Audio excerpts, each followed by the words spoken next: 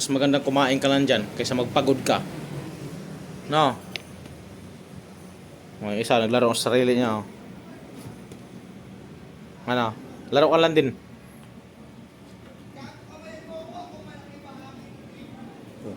Ito may isa, chismosa. Makakarinig lang ng salita. Silip agad sa labas. Ito namang isa, pasilip-silip. Kasi ang dalawa. Yung isa naman, tulog na tulog. No? Naglalagas yung balahibo ni Kiwi ngayon ah. Itong isa. Psst.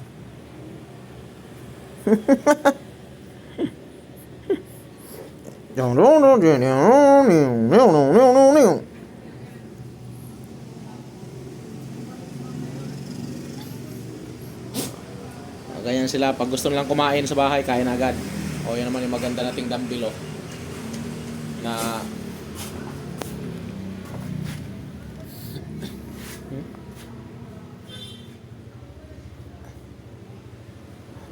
mamaya na to. Mamaya na to kay magba-Bible muna tayo. Unahan din yung Bible bago yun. Ito pala isa. Tulog. Busog din to. Busog na to eh.